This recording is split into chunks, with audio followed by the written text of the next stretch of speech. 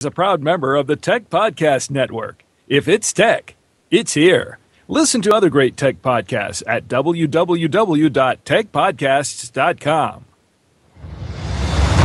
Yo, you are in the right place at the right time, listening to the right thing. Tech Webcast. Congratulations on choosing such an awesome thing to listen to. You are clearly very smart. You're into tech stuff. You love hearing Brad and Jason and their guests chat, and you're probably really good looking too. Well done. So let's get into it. The weekly tech extravaganza that is Tech Webcast. In 3, 2, 1, let's go!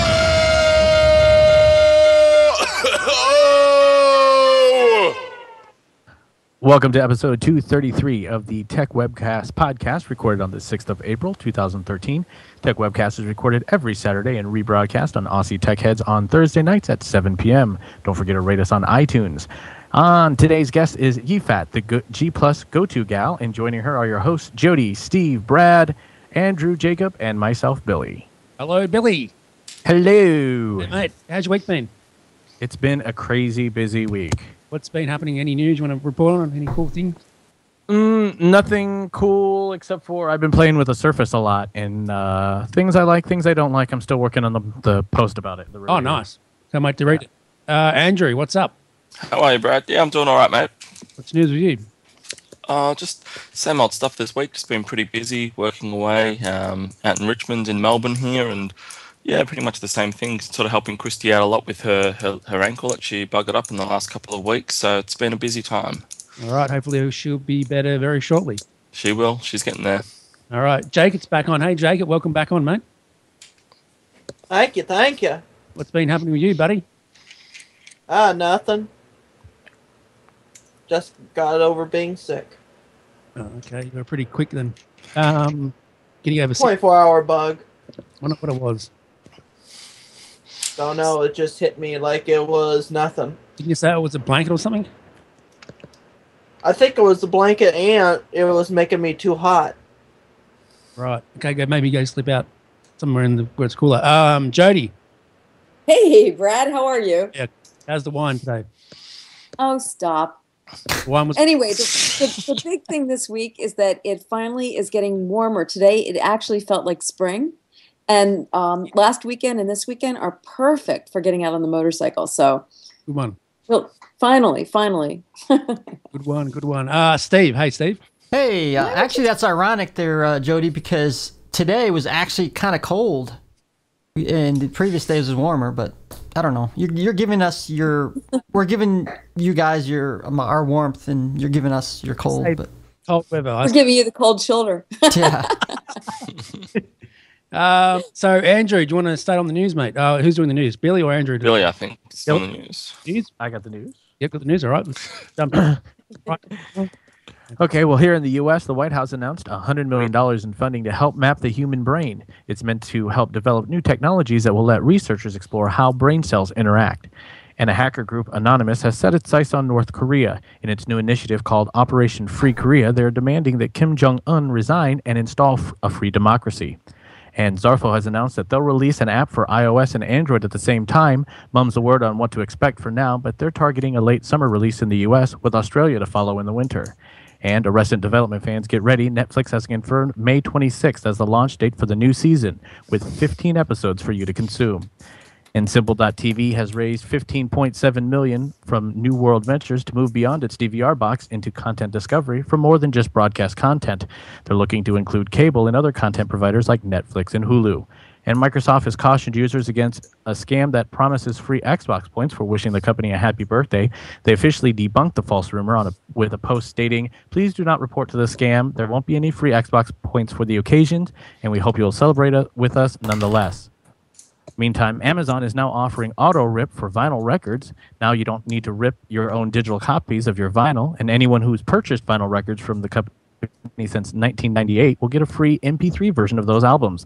And that's not all Amazon's been up to. They've also updated Cloud Drive with file syncing.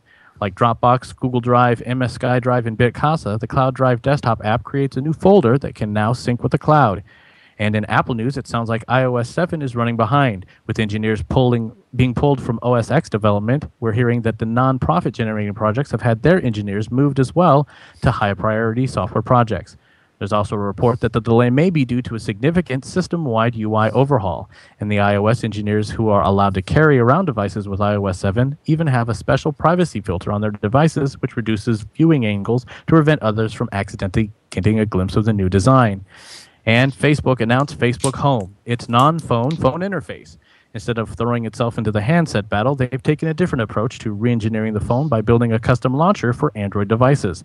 At launch on April 12th, Facebook Home will be available to load on the Samsung Galaxy S4, Samsung Galaxy Note 2, the HTC One X Plus, and the HTC One, with additional handsets to follow. The initial focus is on phones, with tablets to follow in a few months.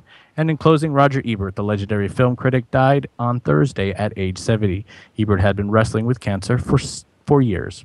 And those are your tech headlines. Great news, Billy, as always. Straight to Andrew about the Zarfo news. I know I want to ask you this, mate. What's going on? Basically, we're just in the middle of doing an app at the moment. We've got one for iPhone, iPad, Android, and Android tablet. So we're working pretty busily. About 3 months from now, we've got a few exciting things happening there. That, as I said, there's a lot that we're doing there, but we're sort of being quiet about what's happening with that. But it will involve a lot around sort of GPS and broadcasting and things like that. So we're trying to do a few things a bit differently. So we're pretty busy. That's going to be very different to all the other broadcasts out there. And yeah, look, there's going to be things that are obviously different to what other people are doing, but in saying that, there'll be things that are similar as well. But we're trying to really put an emphasis on user experience and trying to, make it a comfortable, I guess, visit. All right, Jody, what's your views on them stories? Any views? Well, I certainly think that the announcement of the Zarfo app certainly eclipsed the Facebook Home. No doubt there. I agree. Absolutely. There's a billion people out there just waiting, I'm sure. Absolutely. Hey, look, they've saturated the market, and honestly, they've really kind of disappointed me with their privacy controls, so I'm a little bit apprehensive about Facebook Home, but I have absolute confidence in Zarfo. So that's kind of the catalyst there. But I'm curious too about the mapping the brain thing. I think they'll find that there are many people who are lacking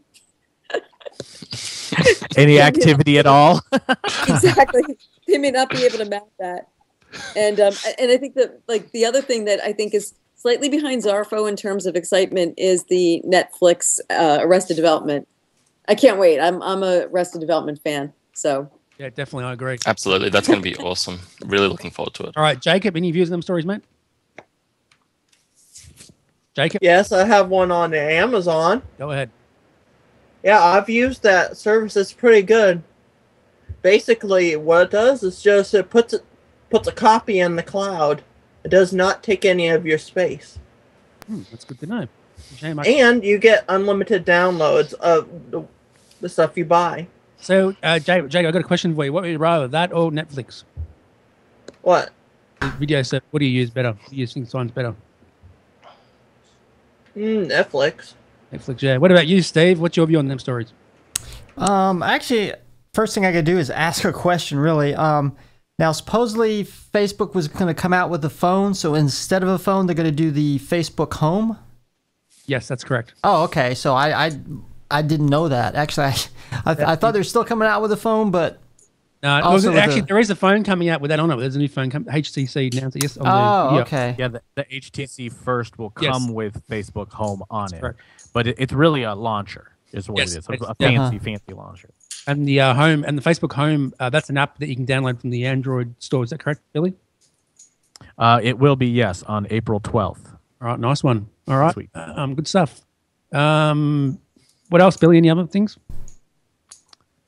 I'm curious about the iOS 7 stuff. Same. Because, it's been, it's weird that we haven't heard anything. I'm not even sure when WWDC is.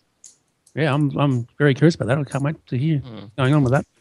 New iPad and iPhone, that sort of stuff. Can't wait to hear about that. Can I just say too that I think Facebook Home, I mean, obviously there's been a lot of news around it, but I think this is such a significant release. I don't think it's even getting enough news for what it actually is. Effectively, what they're doing is they've got an app that takes over your phone. So your phone, instead of going into Facebook, you click on the app and off you go. Your phone basically becomes Facebook. When it's closed, you get your rollovers of all of your updates and status and things like that. And because Android as an operating system allows developers to have full access to everything, Facebook have just gone crazy and taken this and run with it. And I think this is fantastic. I mean, it's going to put pressure on iOS, on Apple, to give Facebook better access than they have to the hardware at the moment, because people will consider moving to Android because of this. So Apple will need to do something if they want to actually keep some of that market. And for Facebook, it's really clever because they don't have to worry about updating new hardware if they had a Facebook phone every 6 to 12 months.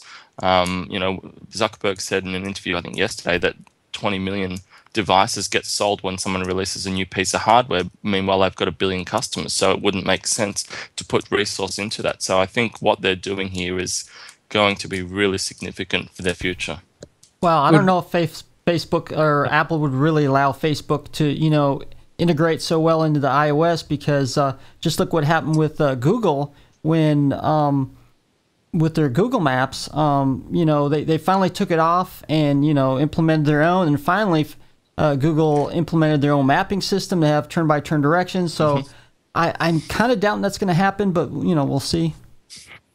All right, Yifat, welcome to the show. And do you have any views on them stories? Hi, thank you. And no, I have nothing to say about Facebook.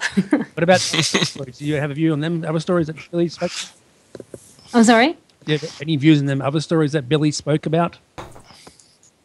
Well, I'm actually not in favor of Netflix because of SOPA.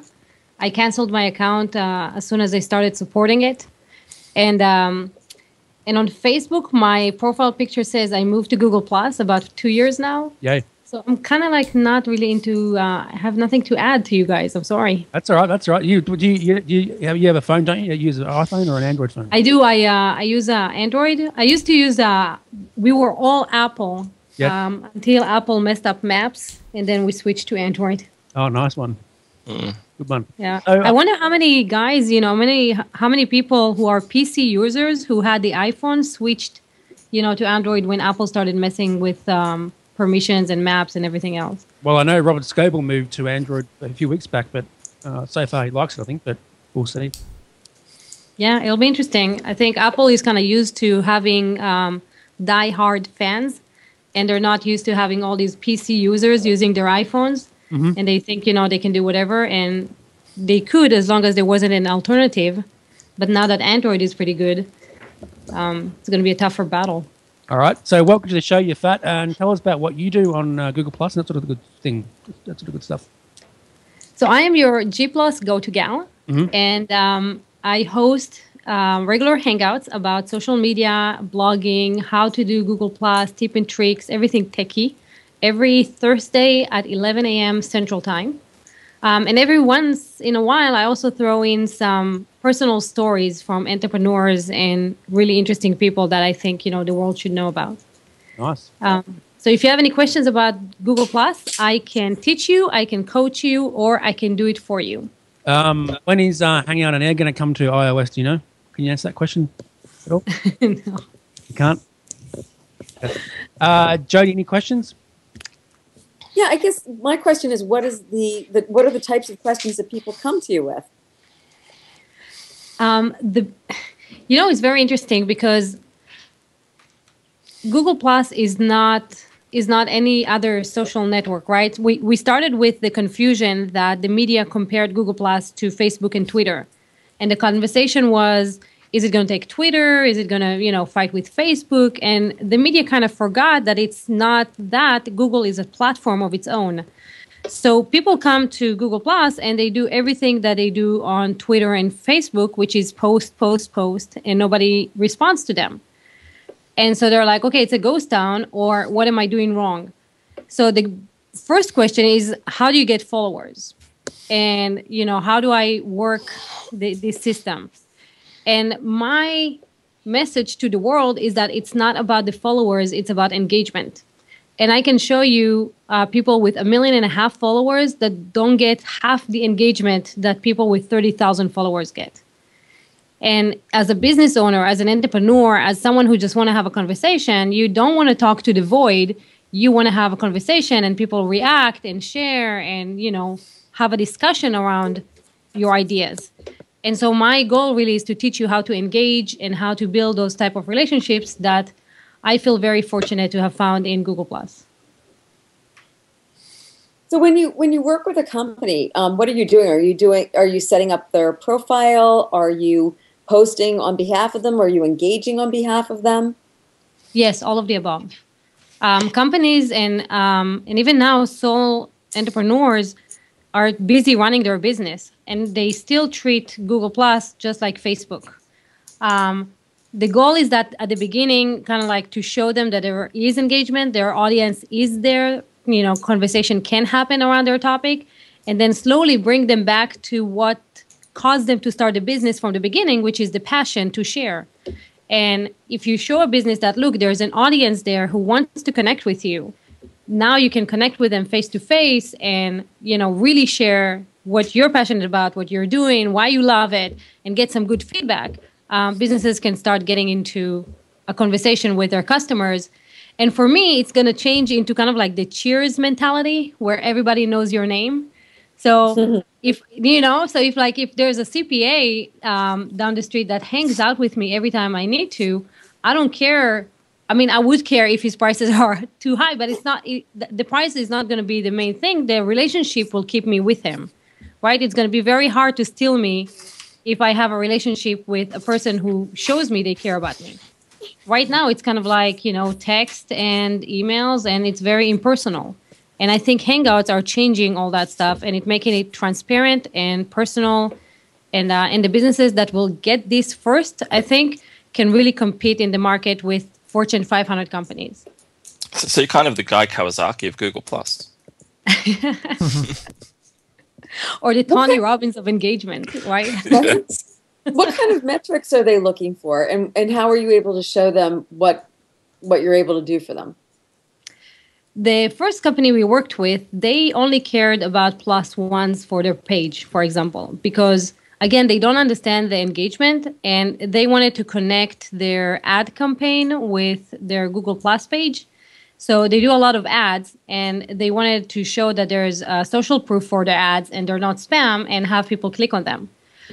Once we got this for them, we said, okay, now that you see that we got you the +1s, we got the followers, and you can see engagement, you can see that your posts are being shared like 15 times, where before nobody would care.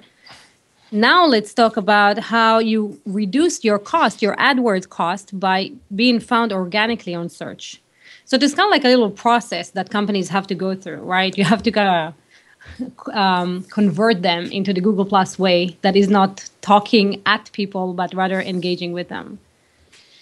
So what would you say the users, who's sort of using Google+, as in is it, when I think of Google+, I think of very sort of business and media and a number of scribes and photographers and so forth. Is there a younger audience as well that's really adopting? I think so. If you're looking at the Explore stream, which used to be called What's Hot, you would see a lot of kind of love quotes and all these silly, sentences and pictures of if you love me, tell me, and if you don't, something else. I don't know. But this kind of stuff is very low. It's very young age, right? Like my circles debate and we get into conversations about everything, and we're less about those pictures. And I think there is a very young audience here that is all about, sharing these little cutesy Instagram pictures. So the beauty of Google Plus is that there are over 500 million people in Google Plus, right? As a business owner or entrepreneur, even just a person who wants to connect with other people with your own passion, if you find 150 people that share your interests, you're happy because you have great conversations. You have people who care about the same thing that you care about. You get a response, you're inspired by them.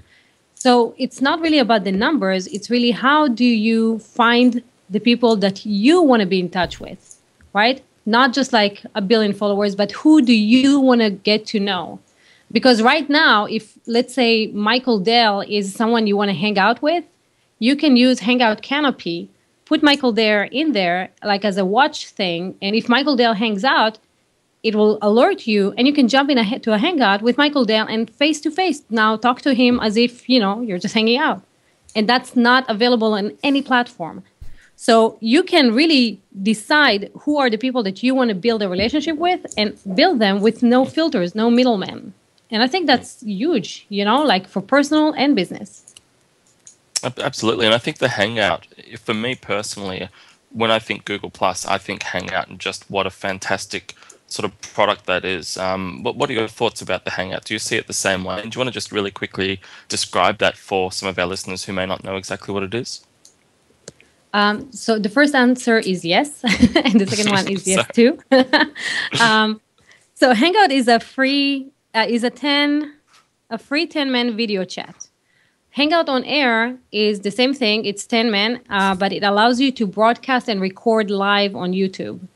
So imagine having 10 people that you can work with at the same time from any device that you have, from your mobile, from your tablet, from your PC. You can work on the same document. You can share your screen. You can view a video at the same time. And imagine you can do the same thing, but now broadcast that. So every person on the planet now has their own TV channel, so to say, right? And so the question now becomes, why would I tune into your TV channel and not to someone else's? So that kind of brings out, more quality of the Hangouts that people are doing. But aside of that, this is a great tool to connect, to people face to face. Right now, Brad and we guys were talking, but I don't see you. If we were in a Hangout, I can really see whether you care about what I'm saying or you're busy doing something else, right? So the interaction is going to be deeper. I can see the expression, the white in your eye. Yeah, I do see you actually. I don't know who I'm looking at, but I do see you. Yeah, that's Steve. You can see me. That's Steve. Actually, I got two questions for you there, Yifat. One was on mentioning how you said businesses use Google Plus because I think you said something about you need to actually, the business actually needs to talk to people rather than just making posts to their business. And the second question is, do you see Google Plus potentially getting up there enough users even to Facebook maybe in the far future? Yes. Yes, well, so first, businesses. The problem, I think, with business, as usual right now with corporate America, I know we're talking to Australia, but with corporate America and even in Israel, where I just spent 3 weeks, is that businesses they look at their customers kind of like a bottom line, right? Like how much money and do I get out of them? Are they repeat customers? What can I do to kind of keep them? But it's more about the money, like the business operation.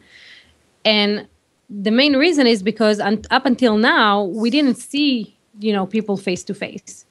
So Hangouts allow you to do this. They allow a business to bring their customers into their business. Like if I'm an interior designer, for example, I can show you the house that I'm talking about or the furniture that I think, you should buy or anything else, ideas that I come up with on a Hangout. We don't even have to meet.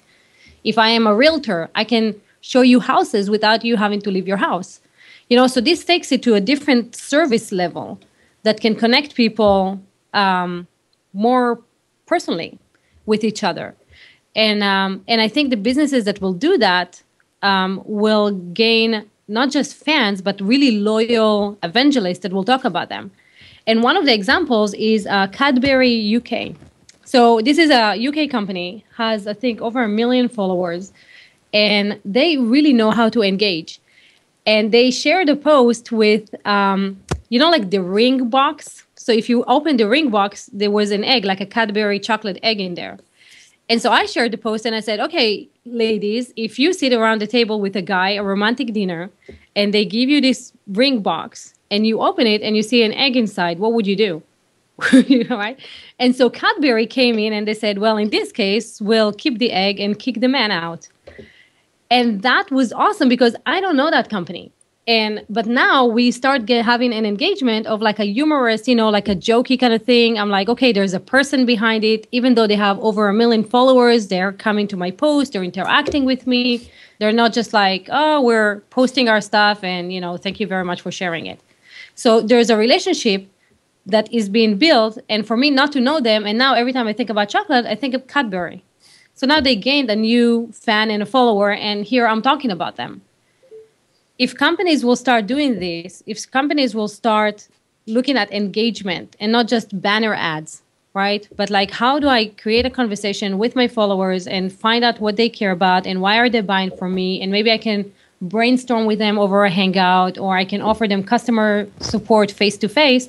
I think that will actually elevate, small businesses to the same level that Fortune 500 companies, and even better because Fortune 500 companies don't provide this personal experience. Right. Okay. Good. So that was the first one. The second one, you asked me if I think it's going to take over Facebook. I think so in maybe 4 years. Because if you think about this, Google has managed to do something amazing that no one else has managed to do. And it's to allow strangers to hang out in a video chat. I mean, we had, the Russian roulette, right? Even in Skype, you don't accept every request that someone gives you, right? They have to be friends. You have to know who they are. You don't just add them to your Skype. You don't just friend them on Facebook. But on Google+, you would jump to a public hangout with people just to hang out with them and get to know them. Yeah.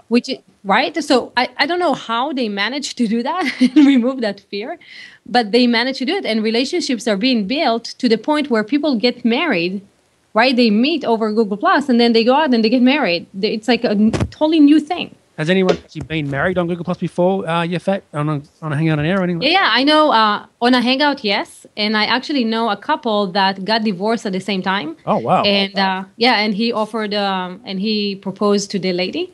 And the lady happened to be Canadian. And in Canada, there's a law that says that you can't get married within the first year of your divorce. And the American man got so upset. He's like, how come the government decides who I can marry and when I can marry them? And he was really much opposing gay marriages. And after that situation, he was like, well, I guess that's the same situation with gay guys. So I guess I'm now supporting their decision to marry whoever they want, whenever they want. Definitely. Jack, any questions for Yifat?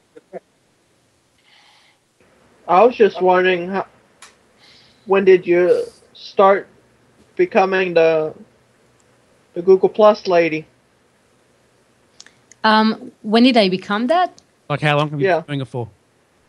I joined Google Plus. I received an invitation from Google to join the beta testing before it was available to the public, when they launched 2 years ago, I believe. And then I received the privilege of doing Hangouts on air before it was available. And so I kind of built my expertise. And when I started with Google Plus, it was just a very small group of people because it was in beta. And we were just sitting there and testing stuff. It was like, hey, if I ignore you, what happens? If I block you, what happens? Hey, don't block me, So we were just like testing all that stuff and seeing what happens. And with time, I fell in love with the platform, and I love testing things and breaking them. And what's your view on the new? What's your view on the new update for the new G Plus app for the phone, for the Android phone, and that stuff? It's pretty cool, right? I don't think that we all use it to the max, actually. And here's something actually to the public. If you would start a messenger conversation with someone, make sure that at least you have a profile picture. Yeah, definitely. Yeah. Yeah, for sure. Yeah, I agree with that one. Right? People keep adding me in these group chats, and I have no clue who they are. I just ignore it. Yeah, me too. I get probably like once a day or someone request from someone to start a messenger chat, but they're blue heads, and why would I talk to a blue head? Blue head, right? The Blue Man Group. That's what it is. It's great. Any questions for Yifat? So, do you help businesses make their presence known and teach them to engage their customers, right? So, Yes. do you have? Is it large customers? Is it small customers? Is it a full range? What kind of clients are you finding? It's right now it's small companies that are realizing they need to get into Google Plus and they want to outsource it. Big companies want to learn a little bit, but they want more strategy than actually how-tos. And if you guys, are you guys really good with Google Plus? Are you on it? Kind of, maybe a little bit. I'm More on Facebook? I'm on it every day, both in Facebook and Google Plus. But I hang out with Jacob a lot and stuff, and we do Tech Luster on Hangout on there, which is quite fun to do. I'm on Google Plus. I probably use Facebook more, but I am very much leaning towards Google Plus a whole lot more these days, particularly with the Hangouts. And as you sort of said before, Yifat, the ability where you can just so easily and so quickly meet new people in business. And there's that many people who I've met through Google Plus in business. So it's a really good facility for that. So I'm seeing a lot of value there. And if you think about your ranking, right? Because Google ranks post in Google Plus faster than it ranks any website out there. It takes about 15 seconds for it post to show up on search. So you can get really high SEO ranking for your own content as a business if you're active on Google Plus. That's good to know. That's good to know. Right? So, yeah, definitely. Yeah, definitely. Jody, any questions? No, I think I guess my question would be more along the lines of who you work with, like what types of companies seek out your services. It runs from solopreneur like Alex Mandossian. You guys know him? Not Yes, offhand. no. No. Oh wow. Okay, cool. So he's a pretty Ryan Dice and Frank Kern and Jeff Johnson. No. Wow. Okay. Cool. All these guys are pretty big internet marketers. They make a lot of money. Alex made about $1 million in 27 seconds. It says 27 minutes one time selling from the stage. He has teleseminar secrets and marketing online campaigns. Anyway, so all these internet marketers, out of all of them, the only one who understands Google Plus is Alex, and he hired me to do his profile and engagement and teach him. And actually, we're starting in 2 weeks. I'm going to be teaching him Google Plus on air, so you guys are welcome to join us. And but that kind of stuff. So it'll be people like Alex who have businesses, online internet marketing businesses that they need to run, or it'll be businesses who want more followers and plus ones to their page, or it will be businesses who want exposure with Hangouts and be found in search. Because if you think about this, right now, SEO companies are in big trouble, right? Google changed the entire way that SEO is being done, and it's no longer a black hat, right? And linking and all that stuff. So they need to catch up. They need to catch up with that. And also, there's the Panda update and the Penguin update where a lot of people were suffering. And so, a lot of these people, the SEO companies, the marketing companies, are also coming and looking for people like me who provide these services to help their customers be ranked. So there's a whole range of people who, from local businesses who want to be found on Google Plus Local, and people who want to increase engagement and followers and fans and all that stuff. It's a wide range. So we do it all. That's what I'm saying. I'm the go-to gal. If you need anything Google Plus, I'm the go-to gal. Exactly. Question for you, Yifat. Have you ever checked out hangout10.com at all? What's that? Craig Shipp. Do you know who Craig Shipp is? No. You don't know who Craig Shipp? Well, he does a show each Monday nights. He has a show, a network that brings shows on and stuff. It's pretty cool. Is it based on Google Plus? That one? Oh, yeah, hangout10.com. Okay. Craig, you don't know who Craig Shipp is? I'm looking at him right now on Google Plus, actually. It's him. That's Jacob, you may want to explain to Yifat what Hangout 10 is more. Go ahead, mate. Well, basically, it's like if you have a show that you want to start, you can get a little boost. He'll help you out was starting the show. Oh, you know how funny? I am on it, actually. Oh, you are? Okay. All right, cool. I am. Cool, good stuff. So you should come on, join him one day and have a chat with him. He does a great show on there and stuff and that sort of thing. Andrew, what were you going to say, mate? No, I was just going to say that, Hangout 10 is a fantastic network that Craig and the guys run. Basically, think of a weekly calendar, and they have multiple shows. There might be 10 or 20 different shows on at the same time every week, and they're all on the network. And people who like to watch one tend to watch a few of them, and people, an individual person will host a show, and other people from other shows will actually come in and sort of make up those 10 people as a panel, I guess. So it all sort of goes around in a circle, and this happens every week, and it's a whole lot of fun. Craig does a great job with it. He does indeed. He does. He has some good. He's had some great guests on there so far, and it's been pretty great. Jody, what's your view on that? Yes. Yes, you agree. Steve, what do you? I like Craig. Craig does a great job. He does. He does a great job. Steve, do you know who Craig Ship is? Yeah.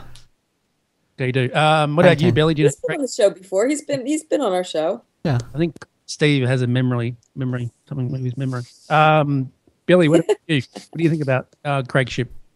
I'm not sure if I know who he is. He joined one of my hangouts when we talked about healthcare, and he has very strong opinions about that. He does. Yeah. Wow. That's a nice way of saying it. So now we know what to talk to him about. That healthcare? Yeah, healthcare. I was in that hangout, the healthcare one, actually. What actually happened? You won't be able to say a word. All right. So, Yifat, what else do you do? What sort of shows? How many shows have you done so far? I don't know. I think about 70 on air, but I hang out daily with people privately. I love hangouts. Good stuff. Hang out with us one day again. Yeah, that'd be great. Invite me. Well, definitely. So tomorrow I'm flying to Brazil. Google invited me to speak in Brazil and Mexico to a group they called GBG, which is Global Business something, Google Business Global. And it's only 20 people, but in Portuguese and Spanish. And we'll be talking about engagement and communities. And that's, okay, so here's another feature, right, of Google Plus and the communities. And the biggest question is, will communities take over forums? What do you guys think? Communities are great. I love the communities on Google Plus. It's really good. I use it all the time. Andrew, what's your view on that? I think forums are a part of communities more so. As far as will they take over forums in general, probably not, because I think forums are so well established that it's a new network that you need to build. So I think it will take over for people who are casual observers of interests, but not for people who are diehards of interests. But I think definitely for the casual observer, absolutely. All right, Steve, what's your view on that? Yeah, I never actually use community, so I don't much about it. But I don't see forums going away anytime soon. It's going to probably stay with us for quite a while. I think forums will be around for a long time. Billy, what about you? Yeah, I haven't. I'm with Steve. I haven't used the communities on G Plus, so I'm not sure. Okay, you check it out. They're really good fun to use. What about you, Jay? Do you use communities on Google Plus? I do, and I find there's pluses and there's negatives. Kind of like on Facebook, where you create a group and people are kind of opted into it, and once you're in the group, you just get these mails all the time, emails. What I find is that when I join a community, the frustration that I have is that sometimes there's a lot of people who post, like, you don't want to miss anything, so you don't want to turn the post off, but then there's some people who just abuse it, and then you're subject to getting all the posts. I think there still needs to be some work done in terms of developing filters with regard to what you can opt to receive or not receive. But I mean, it's a good way to connect a group of people who have similar interests. Definitely. Okay. That's a good point, Jody. I mean, maybe there'd be a filter option to only receive an email or a notification for things that are deemed important, with multiple plus ones or replies and things like that. I'm not sure if that's an option. Actually turn off notifications altogether. Yeah, but what I'm saying is you may not want to turn them off because, as Jody just said, you miss something that's that's there. But if you've got some person who puts 5 posts up every day, that's going to frustrate you. Oh, but yeah, you don't it does. miss that one important post which has got 30 replies and 12 plus ones that has some, May I contribution. suggest something? Go ahead. Absolutely. Well, the way I look at communities is a way to find the authority figures, the people who really know a lot about that stuff, and then you want to follow them outside of the community as well. So if you put these people in a different circle and max the notification on that, then you'll get a notification for everything that they share, even if it's in a community, and you'll be able to see important stuff. And then once a day or once every 2 days, you just kind of skim over the community and see if you missed anything else. But I think of communities as a way for you to shine and find, like if you are an SEO expert, for example, then you can use a community to find all the questions that people are asking and answer them, right? And then build your own authority by doing that. You don't really have to run a community to use it very well to your own advantage. So if you find people that you want to connect with, the same way, right? Put them in a circle, max them, and just follow them and kind of visit the community whenever you have a time. Definitely. What about you, Jacob? Do you use communities?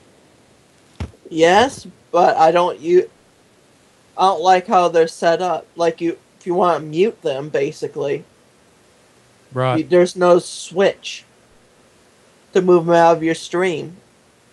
Okay. Do you have a suggestion for that, Yifat, for Jacob at all? Can you say that again? I'm sorry. Do you have a suggestion for that, for Jacob? Oh, Jacob, the question was that it's not in the stream? Yeah. I think No, like you subscribe to, like you sign up for the Community, right? but then your mainstream, it just gets cluttered with whatever's in your community, but you don't want to see it outside the community. Gotcha. So you can reduce the volume of a community as well. You can say, I want to see a little bit or none or, just some. So the same way that you can decide what you want to see from a circle, you can do the same thing with a community. Oh, okay. Okay, that's very cool. Have you ever spoke to Vic the Doltras or Chichu? No, I wish. I was invited to be part of the Google TV Ambassador program when it launched, and they flew us to California to see the campus and everything for like a day or two. And we kept hoping to run into people, but no, it's too big. We didn't run into anyone, impressive. Fair enough. And also, I have a question. Yifat, from time to time, and I really don't know how this happens, and maybe you can explain to me if there's a way to turn this off.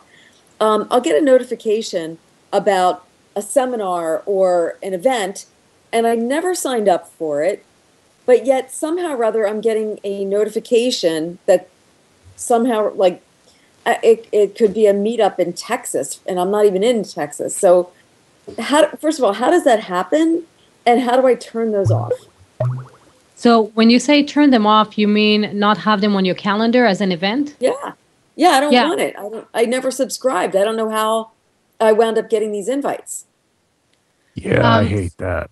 Probably if you follow them. It was the big thing when events first launched.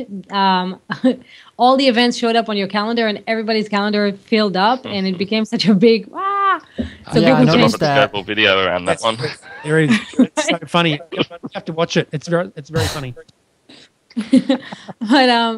But they move the settings into your calendar. So you have to go inside your calendar and say, don't put any events on my calendar unless I approve them. Or, or maybe, but it is your own setting. So people can invite you and you'll get an email invitation, but if you don't say yes or maybe, it's not going to show up on your calendar. It's not even like I get an invitation. It's just I get an alert that I'm late for something that I never signed up for. It's crazy. Yeah, that happened when I hope it's not me. Yeah, that's happened when the first time I used events when it came out, and I tried it, and it ended up emailing everybody. I was like, whoa, that's a little bit too intrusive, so I stopped doing that. I don't know if there's a way to cut out the emails or not. Well, people can ask you, and they've been asking me to hey, I'm not on the time zone. Stop sending me invitations. Totally fine. But that's also because they haven't set up their settings in their calendar to not show up on the calendar. So maybe we need to create a new video and tell everybody how to do that. So is that the no only show invitations to which I have responded? Exactly. Oh, okay. Thank you. Okay, let's wrap it up, Andrew. Where can you get you on Twitter? We need to wrap this up. You can get me at zafo.com/@Andrew and facebook.com/Ari from Oz. And if you do a search for Andrew Cunningham on Google+, you'll find my profile. Yes, and I can't wait for the app to come out in 2 months. Me, Twitter, Brad Oz at Brad Oz on Tech Webcast. Yifat, where can I get you at? Google+. Just look for my name. I will put a link to that in the show notes so people can circle you and and chat to you. Billy. You can find me at that iPad guy on Twitter, Google+, Facebook, everywhere. Cool. Is that show you coming back on, mate? Hopefully in the next week or two once I get some things settled down over here. Okay, cool. Jody. You can find me on Twitter as Sunswept and pretty much everywhere else as either Jody Rains or webmarcom.net. All right. Good stuff. Jacob Jones. Yeah, so you can follow me on Twitter at Jazzbot326691Z. I mentioned Tech Luster, mate, as well. Yeah, Tech Luster's a good show. Can't believe you actually forgot about that. Steve. You can find me on Twitter as Chatterbox_live and, of course, on Justin TV, where we show the weekly live version of the Tech Webcast on justin.tv/Let Us Cool Dude. All right, Mark. Good man. Enjoy the new TV, by the way. Enjoying that, eh? Yeah, I miss my old CRT. No, just kidding. She went and checked it the day, mate. I seen an 80-centimeter one. It was very nice. Can you imagine having an 80-centimeter TV in your lounge room? How cool that was? 80 inches, Brad. 80 inches. Oh, 80. Sorry. Whoops. Oops. Sorry. Oh, that 8. That would be one small TV. Oops. My bad. Okay. Well, thanks for coming on, Yifat. I think all of us have really enjoyed what you've had to say, and I think we'll get a few more people over to Google Plus to have a look. Awesome. That's my goal. And if you have any questions, my website is G+, GoToGal, the entire word. So G and the entire word plus. And just, you can contact me there. I'll be very happy to answer any questions that you guys might have. All right. And thank you for coming on and appreciate your time, Yifat. Yeah, my pleasure. It was fun. Thank you so much. Thank you. Thanks, Jody. Thanks, Steve, Andrew, Billy, Jacob. Thanks, guys. Thank you. As always. Thank you, too. You're a rock. Hi, Glenn from Aussie Tech Heads. Join Will, Eric and myself as we bring you the latest, most up-to-date important tech news that affects you from Australia and the world. Weekly podcast available each Friday through iTunes. Watch the live stream recording of the show at live.thesecrethub.com each Thursday night, 7:30pm or GMT +10. Call in live via Skype or chat in our lounge. However you get us, just make sure you do. Listen or visit our website for more information, www.aussietechhead.com.au. Aussie Tech Heads, Australia's longest running tech news podcast. Well, that's it for Tech Webcast this week. Thank you for tuning in. We hope you enjoyed having your mind expanded. Tune in next week for more tech talk with Brad, Jason, and whatever crazy guest they've managed to rope in. Don't forget to get the Tech Webcast app from iTunes. Follow us on Twitter at Tech Webcast, and of course, check us out on Facebook too. Until next time, may the tech be with you. Peace.